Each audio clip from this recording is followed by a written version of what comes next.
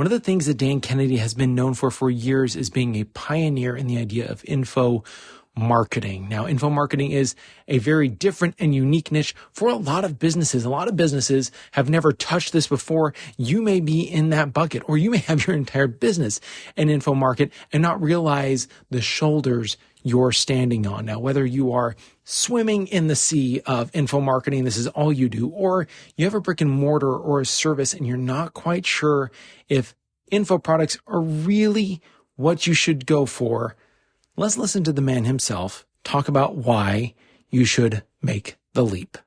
Welcome to the Magnetic Marketing Podcast. Today's episode, we get to listen to Dan Kennedy as he talks about the solutions that info marketing creates. All right. Now, a lot of us look at info marketing, we're like, oh, the headaches. There are solutions that it provides. And he's going to go through several Q&As that you might have rattling around your head with actual customers. I'm a brick and mortar business. I haven't really jumped in. What kind of research should I be doing? When do I know if my info product is actually good enough to launch or if anyone's really going to care? And am I really in the right place or am I rushing? This is the time to pay attention and to make the leap.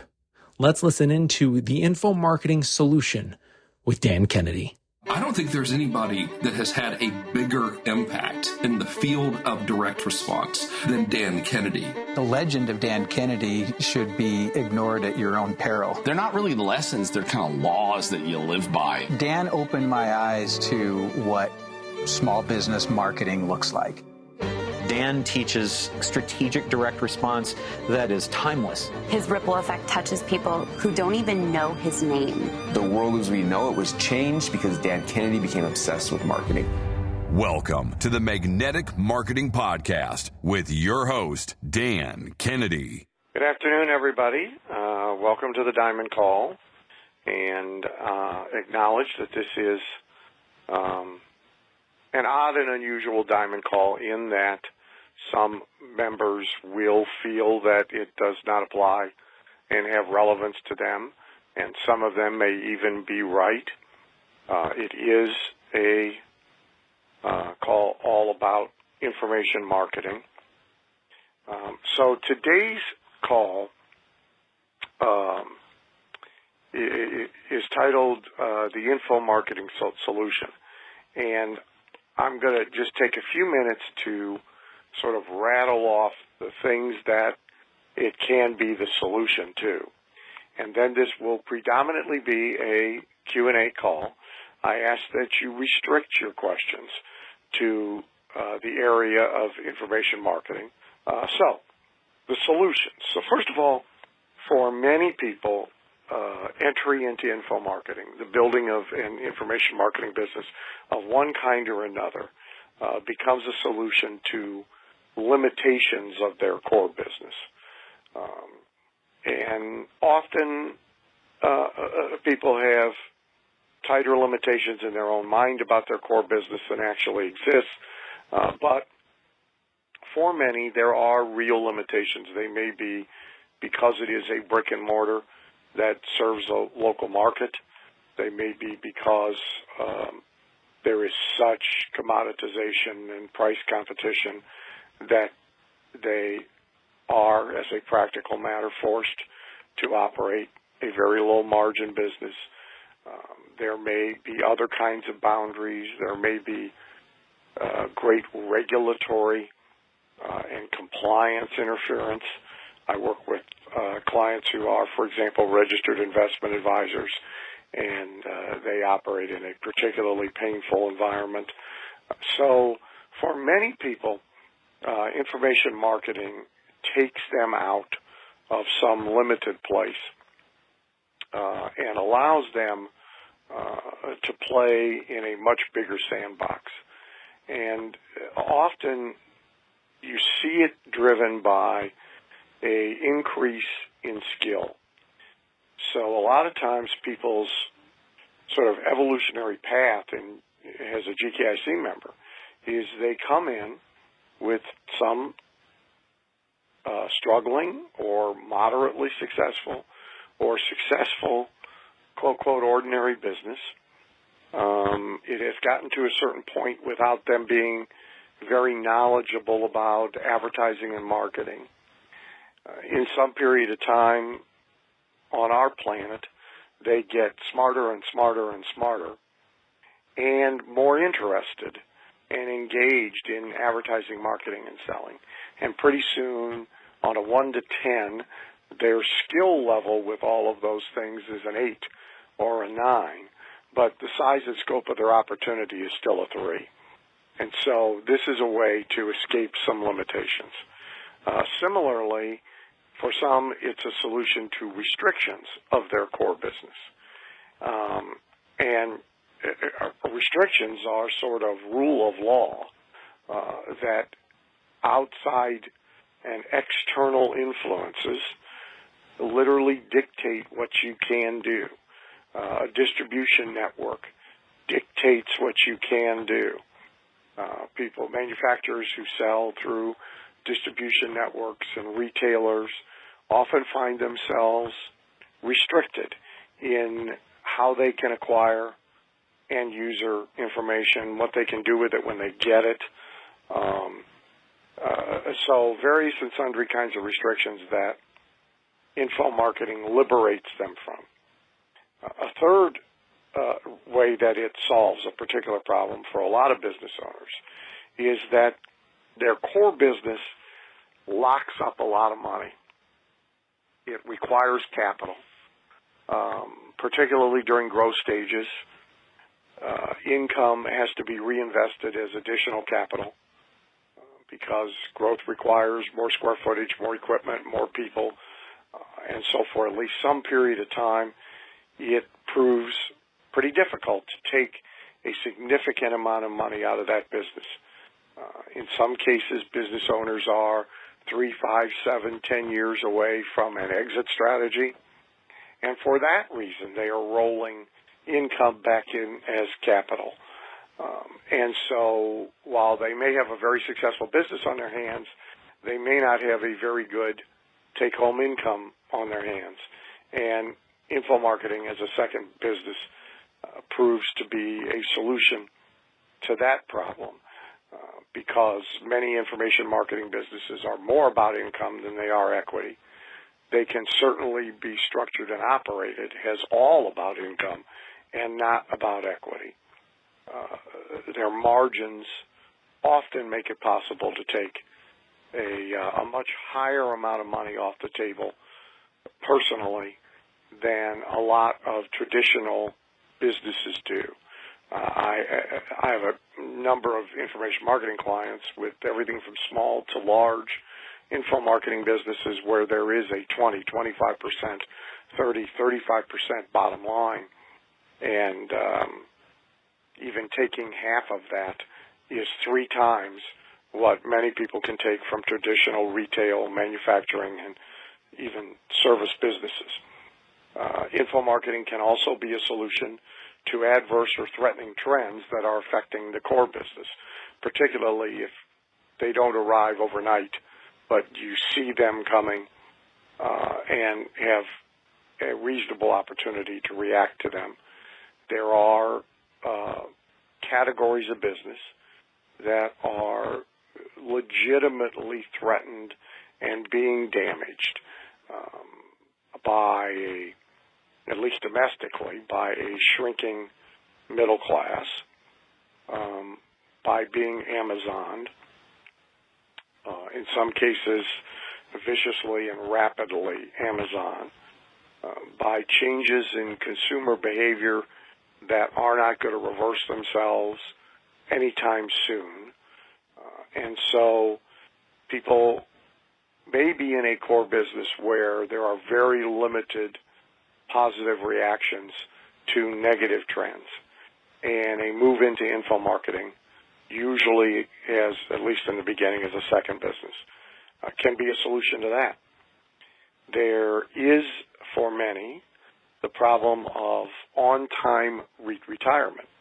So if you are generally in my age neighborhood, an awful lot of business owners, professional practice owners, company owners are bumping up against 3 realities, or at least some of the 3. One, many who had accumulated assets had some real reversals of assets in the 2008 crash, have not yet fully recovered from those reversals, and we're counting on continued accumulation for on-time retirement. Many have less value in their regular business than they hoped. As it gets closer to exit day, doctors, lawyers, business owners sort of come to grips with reality rather than fantasy of how exit can be accomplished, whether cash can be had or you get to move from business owner to banker, but paid over time and at continuous risk. There aren't as many buyers as one thought. In some industries, there's massive consolidation going on, so there's a glut of businesses being sold and only a few acquirers, and so less value in the regular business. And then third, a growing realization that you really don't want to retire in the traditional way that Dad retired. Your idea is not one of rocking chair on the porch, but on the other hand, you don't want to continue with a business that sort of acts like an ankle chain, which brings us to another thing that info marketing can solve, which is lifestyle interference.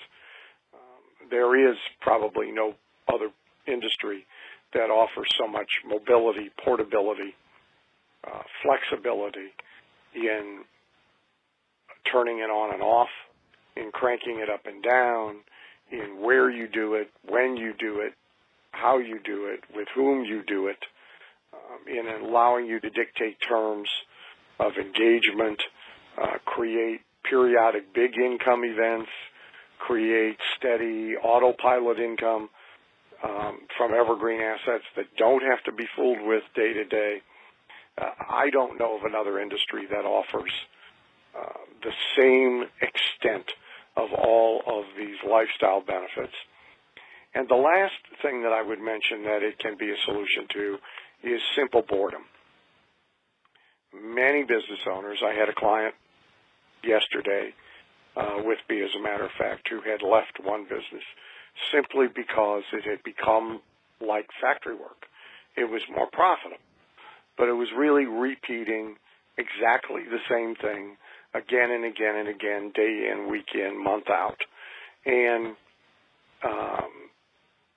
information marketing, by its very nature, offers a whole broader range of activities, can accommodate a much broader range of creativity, can allow you to delegate things that don't interest you and really engage in things that do interest you. And many businesses don't really give you as much opportunity to do that. You are forced to continue to do things that don't interest you. That delegation is impractical or impossible or unaffordable.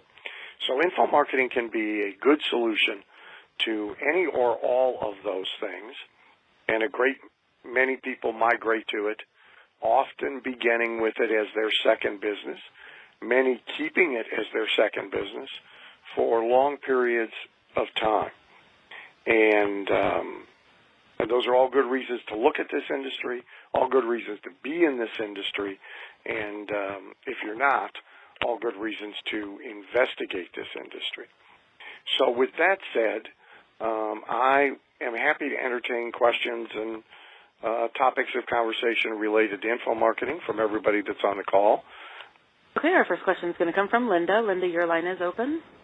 Dan, I've been a follower of yours for a long time. I have a brick-and-mortar business, and I have a lot of the tools because I'm an information marketer wannabe, but I'm not pulling the trigger.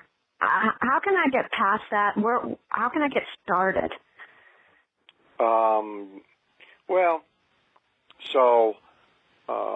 For a great many people, nothing actually happens voluntarily. And for almost all of us, some things don't happen voluntarily. So one of the quickest ways to get started is to go sign a contract, put down a nice fat deposit on space for a seminar 6 months from now. And when you sign the hotel contract, if you've never done such a thing, you will see that it has cancellation penalties that have you paying not only for the room, but for all of the revenue the hotel would have had from food, booze, and sleeping rooms tied to your room. So that'll get you going. Doing some sort of promotion, launch, limited sale of a product that doesn't exist, that is disclosed, is going to be delivered 30 days from now, 60 days from now, or is going to be delivered in pieces. That'll get you going. Booking a speaking engagement where your only compensation is selling what you now need to build, that will get you going. Perhaps finding a ally, a JV partner, a host, that could get you going. The questions to wrestle with are whether your procrastination is more of a practical nature or of a emotional nature. And there's lots of ways to start in this field with very limited exposure.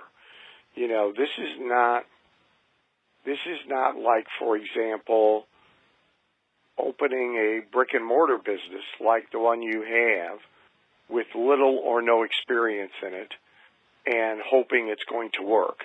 And you've signed a 36-month lease, and you've bought a bunch of equipment, and you've furnished the place, and a lot of information marketing, test marketing can be done as small ball, fairly inexpensively, fairly quickly. And it literally can be done without having, and it can be done legally, without having products in the can ready for delivery the same day that they are sold. You can even do legal dry testing by doing marketing only for free stuff. And so from a practical matter, most of the things that would long delay somebody from getting going in many other kinds of businesses really don't exist here or can easily be made to go away. So if the delay is more emotional, then without playing therapist on this call, you probably ought to explore that. But beyond that, I'm actually not kidding about the beginning of my answer, is if you go put a performance and financial gun against your head, you will get going. And you will get into motion because you will have no choice. Okay. And getting past the emotion will get me to actually make that commitment. You know, somebody who has a fear of even modest heights, who somehow finds themselves on the wrong side of a chain link fence with 6 vicious dogs bearing down on them, more often than not climbs the fence. And so a whole lot of emotional baggage, self-image issues, fear issues, worry about what people will think, all of that stuff goes away if there's a pack of snarling, vicious, hungry dogs at your heels. And, you know, if you're a successful business person, you don't have that economic need translated into snarling dogs, but you can certainly do it with commitments and deadlines. Thank you. Our next Question will come from Dwight. Dwight, your line is open. Good afternoon, sir. How you doing? I'm good, Dwight. You in the bathroom or something? No. Sound like upset? You got something going on? No, I'm coming down with something. Oh, okay. All right. Hey, so Brendan Burchard, who will be at Info Summit, yes, in his book, The Millionaire Messenger, describes, I think, 3 types of experts: the results expert, the research expert, and the role model, and teaches how they could each become an information marketer. So the 2 BGs, Bill Glazer and Bill Goff, are probably, to my knowledge, 2 of your most famous results experts. My question is about the research expert. Do you have anything in particular that you would give as a guideline for the research? Yeah, I mean, look, it's not the easiest path, but there's a ton of them out there. So Earl Nightingale really fits this category. Mm-hmm. So Earl had no big business or money claim to fame. He was essentially a radio announcer. And he did own an interest in a small insurance agency, but it's not like, it was in the top 10 of all insurance agencies in the world. And Earl really was a gatherer, interpreter, and reporter of information. I would put, so we'll go back and then we'll come forward. Okay. I would put Napoleon Hill in this category. Right. Okay. So that the Hill researcher story, more contemporary, but Stephen Covey. Right. Tom Peters. Right. So Peters, for a time, decade and a half, maybe 2, one of the hottest business experts in America. Never owned a business, never built a business, never started a business, never bought a business, never sold a business. He made himself a expert on the subject of excellence and researched through his own work as a consultant with one of the big ones, if I remember right, it was Kinsey, and through research. There's a lot of this. Some of it tends to be academic. You would put, what's his name? Psychology of Influence. Whately? No, Cialdini. Cialdini. I mean, he's a professor at ASU. Right. But he's knocking down $25,000 to come speak. Best-selling books, consulting gigs, all based on research. Right. So it's a category that you see people coming out of often. Not my preferred category, but it's there. Okay. The other thing I would say to you about the three groups that you pulled from Burchard, which, by the way, I would argue are accurate but incomplete and simplistic. Mm-hmm. But that I would tell you, even if you just looked at those 3, is that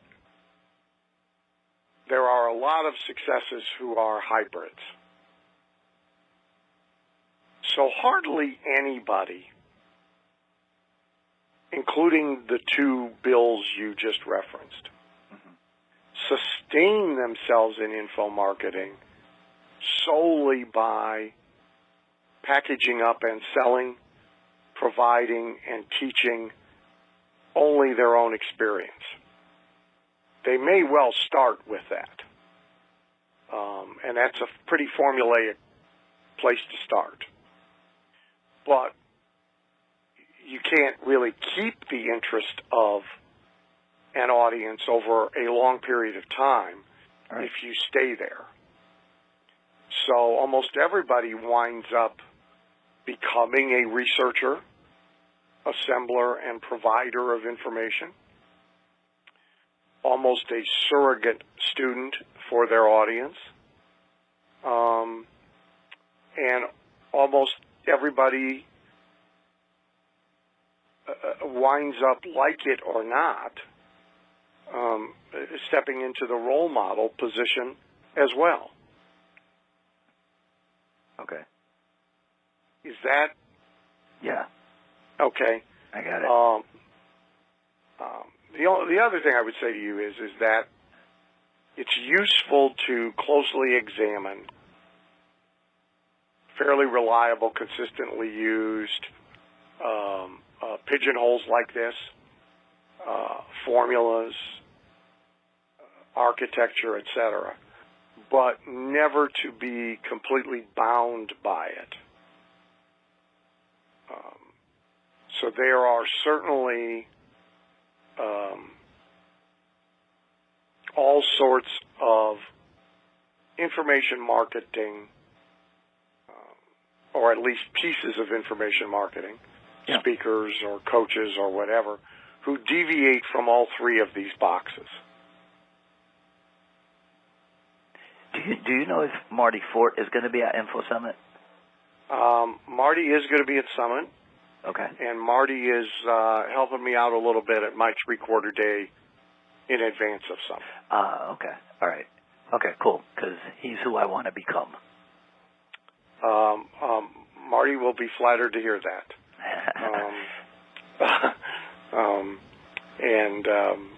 Marty's a very good example. Yeah.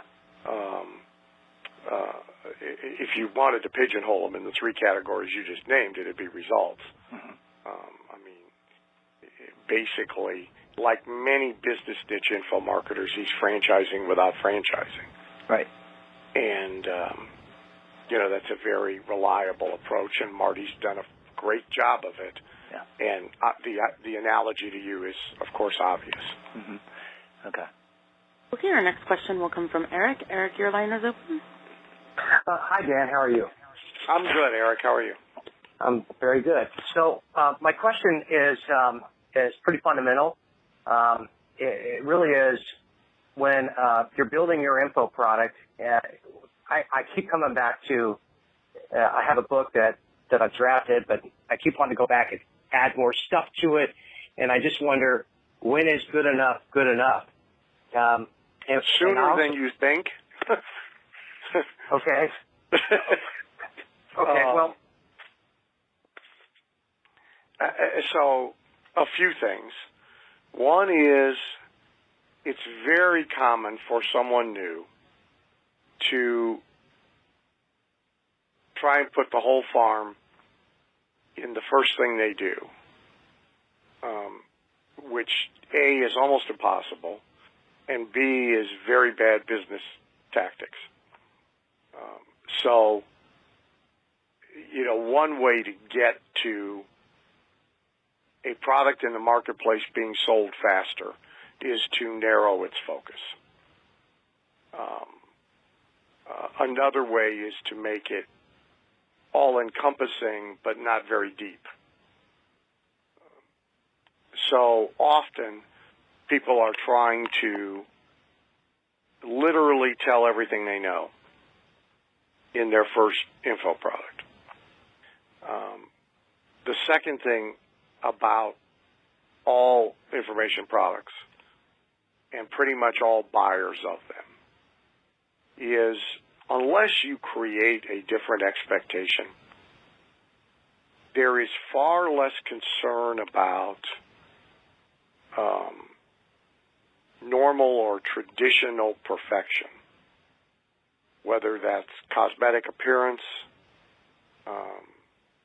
perfect editing, etc., than there is about, I want the ideas and the information. So, unless you are creating and publishing for MBA college professors or literary critics, then you get to good enough is good enough pretty quick. Third, you want to be careful about this book thing. There probably is no worse an information product than a book, because everybody knows what it should sell for the minute they see it. So when you step forward with a book, it is very hard not to be commoditized. I know the minute I see it that, depending on how thick it is, it should sell for $9 or $12 or $19. And stretching that price point is really not easy. Brian Kurtz will be at Info Summit. Boardroom does a great job stretching price on a book. One of the big case histories he's going to go through at Info Summit with their 30-day diabetes cure book. I mean, this is a hardbound book that sold for 2 payments of $39.95, and sold in the millions.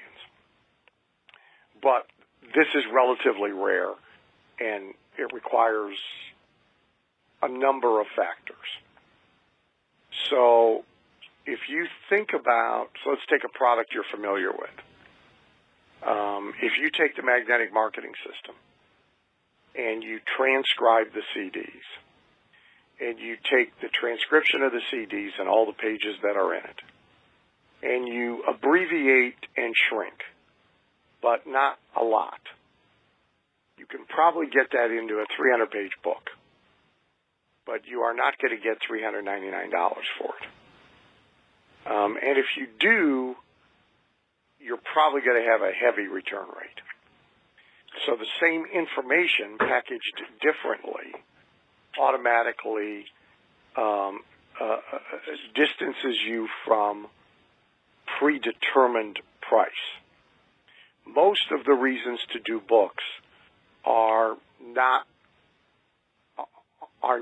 for it to be the primary or even the first product for profit. They're done for other purposes. They're done as lead generation magnets. They're done as attempts at self-liquidating lead generation magnets, where all you're trying to do is offset ad cost. They're done for authority, credibility, celebrity. They're done because a book can be a path to publicity, trade journal reviews, interviews that non-book products can't always give. Speakers often do them so they have something to autograph. But as a info product for profit, they are usually not the best choice. The other thing I'll quickly say to you about a book is most books that are done for these purposes are not written entirely like real books. They are written as crossbred real book with long sales letter. And they are at least built to sell a concept or a philosophy or a position that leads to the sale of product, if not built to actually sell product altogether. And so if you go take, we just mentioned the author, so if you go take Think and Grow Rich, which is a great example, and you now dissect it and carefully read it, not because you want to absorb its content, but to analyze what it is, you will see that Napoleon Hill wrote a brilliant, very long sales letter, including all of the things that go into great sales letters. And that at the end of it, if we wanted to, we could stick 2 more pages actually selling a Think and Grow Rich home study course, and it would be good to go. And so that's what you see done with a lot of books in our world. And real publishers and real editors will cringe and all of that, but it's about your purposes. Thanks. I'll try to digest all that. My book is well, it's lead gen is what I had anticipated, but I keep dumping more stuff into it. I was wondering if you could also explain. Well, so if its purpose is lead generation, there should be nothing more in it that is necessary to generate a lead. Okay. So that's its job, right? Okay. So everything else is optional, and everything else might get in your way. So think about it as a car.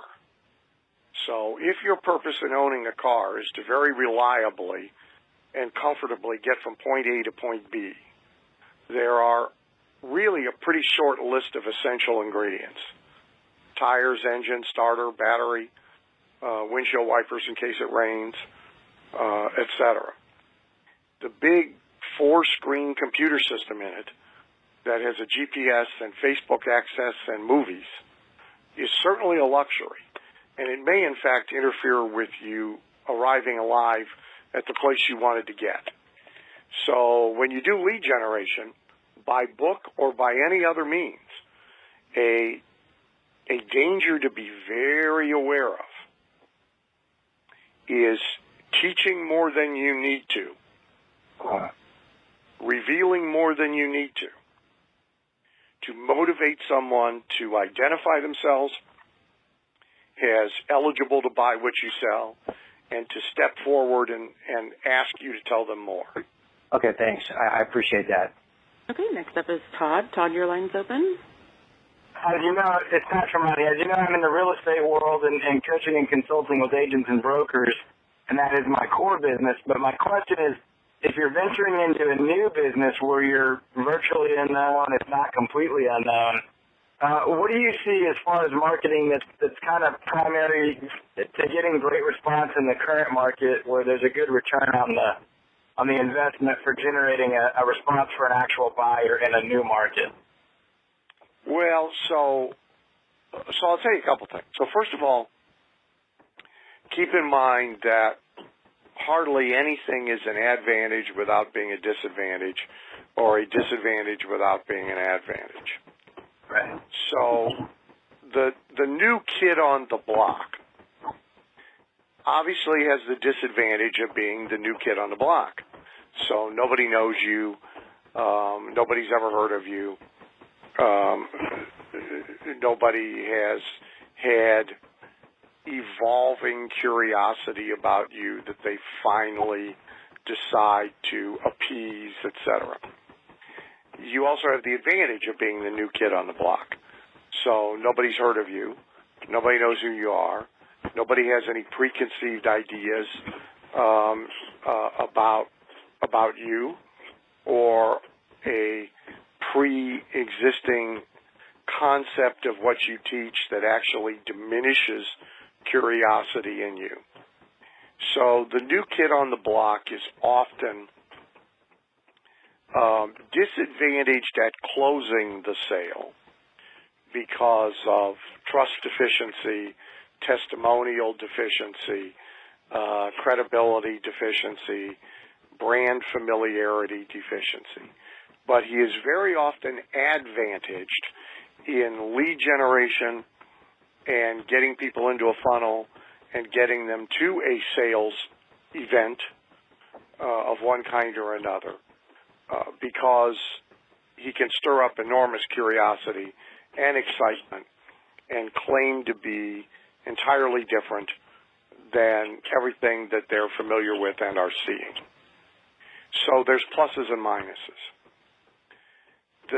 The second thing I'll tell you, and the thing for you to sort of look at and pay attention to, is even established people in niches, even established info marketers in niches, including in the one you are in currently, will often do unbranded lead generation, omitting their identity, their name, their face, their likeness, their story, their brand, for all of the reasons I just named, that the familiarity of the marketplace even with a stellar reputation attached to it, actually suppresses curiosity.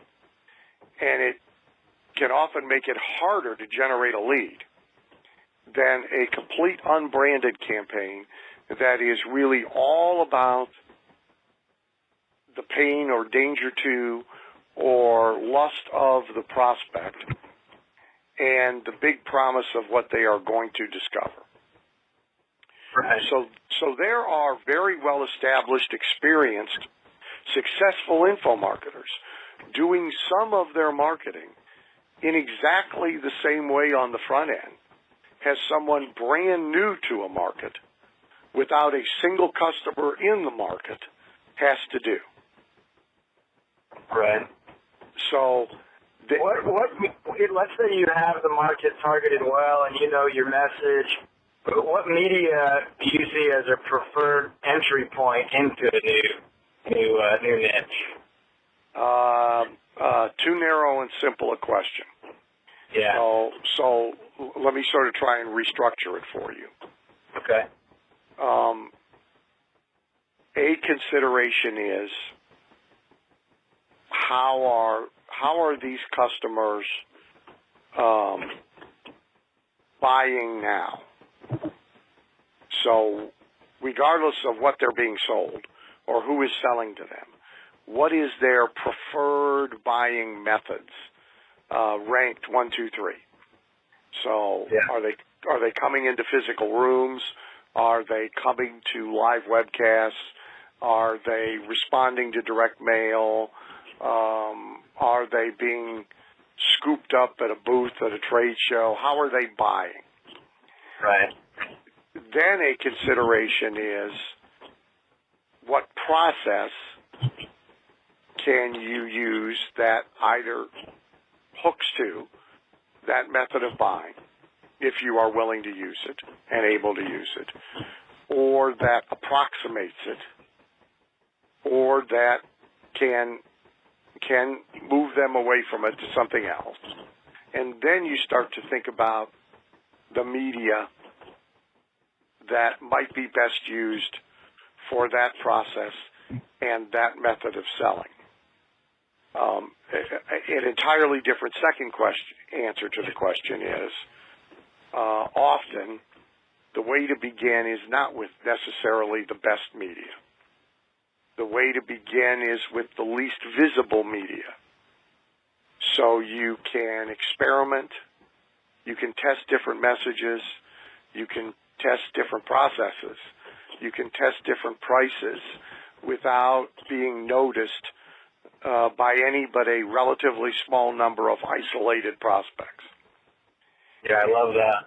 And you can, take your lumps and bruises. It's why there's a thing called off-Broadway, to go test a show before you put it on Broadway. It's why there's way off-Broadway, where they go test a show in Omaha for 3 nights, and then pack up and leave and figure out what happened. And so often it's not what's going to be the best media. It's not what's going to be the most affordable media. It's going to be what's the best test media. Yeah, I love the least visible media thought. That's fantastic. Thank you very much. You are welcome, sir. Okay, our next question will come from Susie. Susie, your line's open. Hi, Dan. Hi there. How are you? I feel like I'm approaching what I would call the tipping point, or the place where I could start to create the phenomenon in my business. Great. So I've got, I had a couple Kindle books. I have like 6 training courses that are completed. I redid a couple of them to increase the prices. I have a small online list. And so after the call a couple months ago about books, I tested and put out a title of a book and did some Facebook testing and pre-sold 300 of them for the price of shipping. So now I wrote the book after that, and then created another course that is from that step to $297. So I feel like I'm really kind of ready to ramp things up. And I'm curious, number one, from a $7, get the book free for shipping up to that $297, am I possibly trying to take them on too big of a leap? And then the second thing is just any tips that you have now to ramp it up really fast would be great. Okay, so let's take your first question, which is easier. Okay. So any leap is possible, but it depends on many factors. A great deal of it depends on on the market, who the buyer is, and their price frame of reference. Depends on how good that sales process is. That is the bridge between the $7 opt-in and the $297 sale. So think about it. You can take people from no money to $297, and you can take them from no money to $2,997. And in some markets, we can take them to $29,997. So it's not there's no formula that says the second purchase should be 1.6 time multiple of the first. There's no such math. Okay. Right? What you do want is a means. Well, first of all, you obviously, which you are smart and sophisticated about, so you want opportunities to test, and you want opportunities to test price points, but to make sure you're not too low and to make sure you're not too high.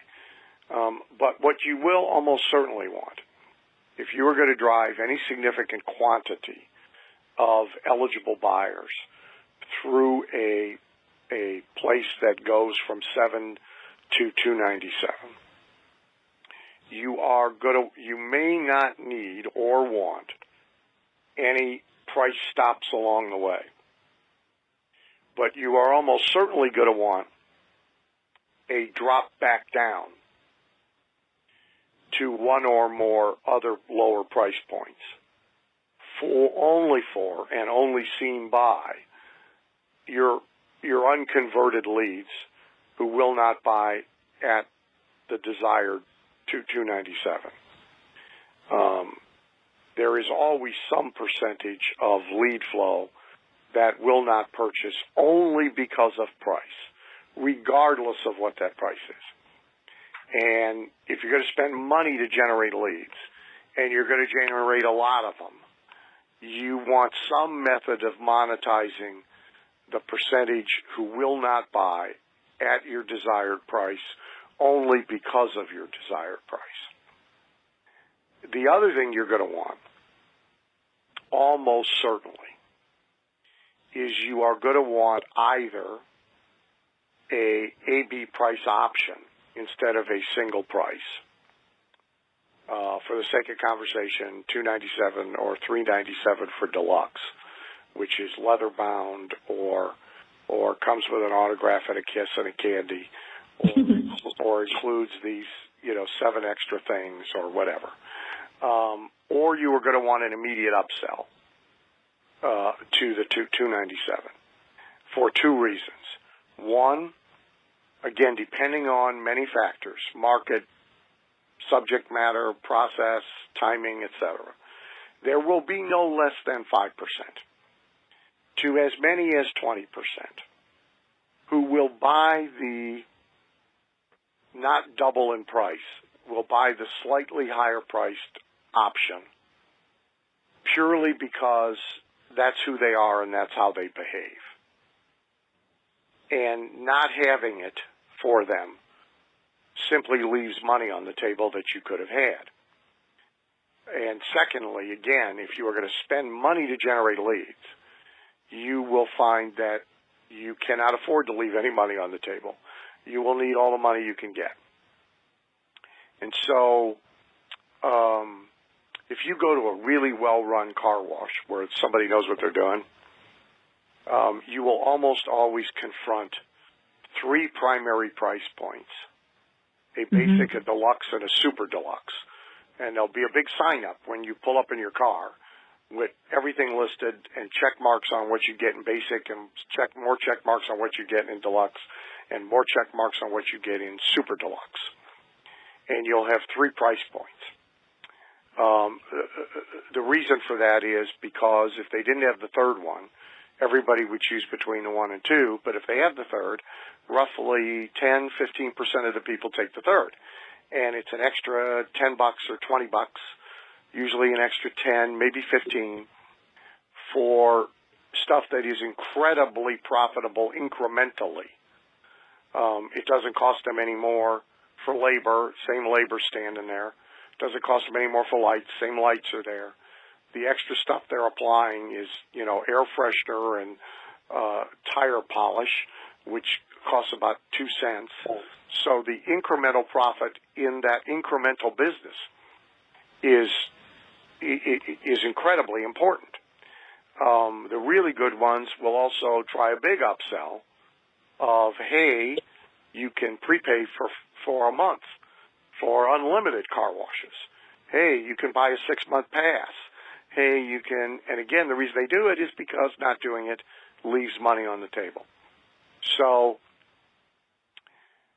what I've just done is, complicated your life rather than leaving it simple. But no, because it's actually very clear. I can offer a workbook that gives them the form. I tell them of things in the book that they should do.